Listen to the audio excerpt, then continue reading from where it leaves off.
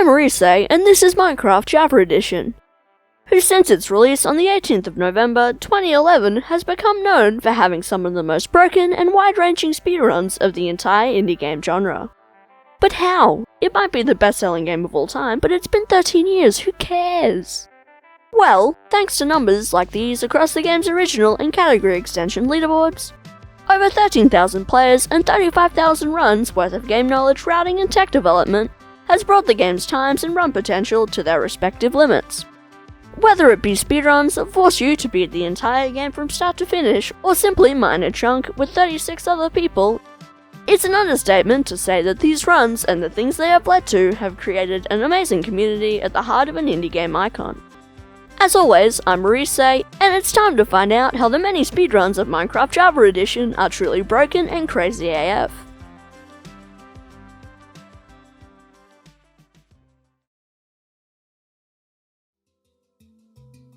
Starting the clock upon stepping into one of 6 new worlds, Drip shrinks his screen size for more pie chart accuracy and lowers his render distance, before breaking this gravel for some flint, tracking down this treasure chest and collecting the iron, diamonds, TNT, gold, and fish inside it. As the any percent continues thanks to this lucky spawn our runner reset thousands of times for, the full inventory and minor chunk speedruns abuse the same principles to find the perfect places to do as their names would suggest.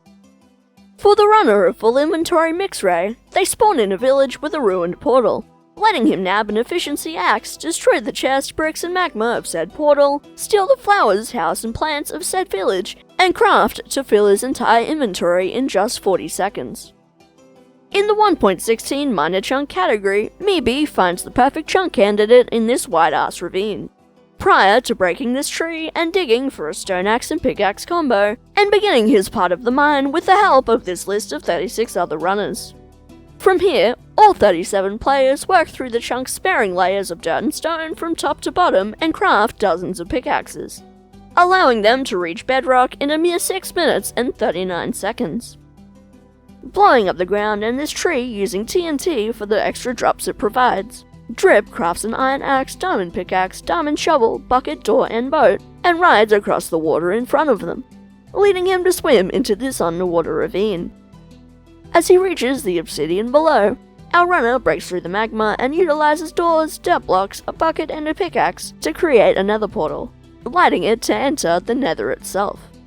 But before we get there, we have many more category extensions to look at in the form of Kleptomaniacs speedruns. Said world records, which individually force you to collect every workstation, wall color and log type in the game itself, begin in similar places to the Overworld speedruns themselves, with the addition of an acacia village in workstations, a woodland mansion in wool, and a mangrove swamp in logs. In the all workstations world record, unsortiertes grabs iron from this treasure chest, flint, a pickaxe and an axe from this ruined portal and blocks from this wall,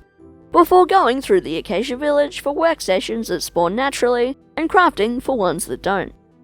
On the other hand, the all-wool speedrun has you break poppies, collect iron nuggets and an axe, mine into this woodland mansion and craft some shears, prior to getting pearls, going through their stockpiles, and breaking even more flowers outside for the remaining colours. Nabbing his first log from this mangrove swamp and finishing this ruined portal, runner Leonn continues all logs by entering the nether to obtain warped and crimson stem, and running across the rest of the spawn chunks for spruce, dark oak, jungle, birch, oak, acacia and cherry. And now it's time to enter the nether.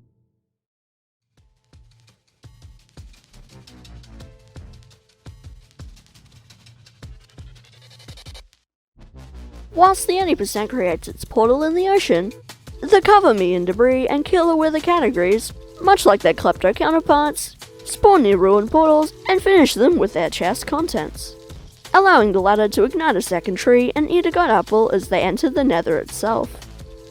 tracking down a nether fortress and luring wither skeletons to an explosive death. Rekagan barely escapes thanks to said apple's potion effects, crafts a sword and reaches the nether roof, spawning the wither and killing it 20 seconds later for a 2:14 world record. Although the any percent discovers a fortress later in the run, both it and Cover Me in Debris first track down a bastion, leading unsortiertes to clutch into Bastion 1 for netherite and full diamond armor, and mine into Bastion 2 for templates, as he smiths for a full set and a 32-second world record. Despite the loot these chests provide, the Bastion is key to the any percent world record through its spread of golden piglins, allowing him to barter for 29 ender pearls and a fire resistance potion and reach said Nether fortress. Killing blazes across the bridge of said fortress, our runner exploits this platform for higher spawn rates and collects 5 blaze rods, enough for him to leave the dimension entirely and craft 10 Eyes of Ender. Outside, he triangulates the angle of a single Ender Eye, returns to the Nether and builds another portal in the right place to reach the stronghold, placing all 9 remaining eyes to reach the end dimension at 556. Pearling to the center and Stone Island, our runner uses string bartered from piglins to craft wall blocks and in turn beds, prior to making a respawn anchor as a backup, running to the edge of the island for a good dragon cycle and getting it just as planned. And from here, in the last 10 seconds of the run, Trip is able to explode 5 beds in quick succession, meaning he is able to kill the Ender Dragon itself and beat Minecraft Java Edition in 7 minutes and 1 second.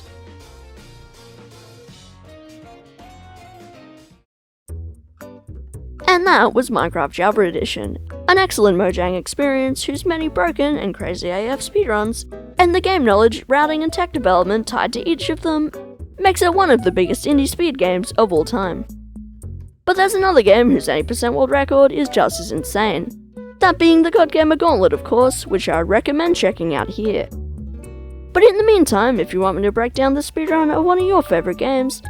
then by all means suggest it in the comments and I'll see you guys next month. Orisaey out.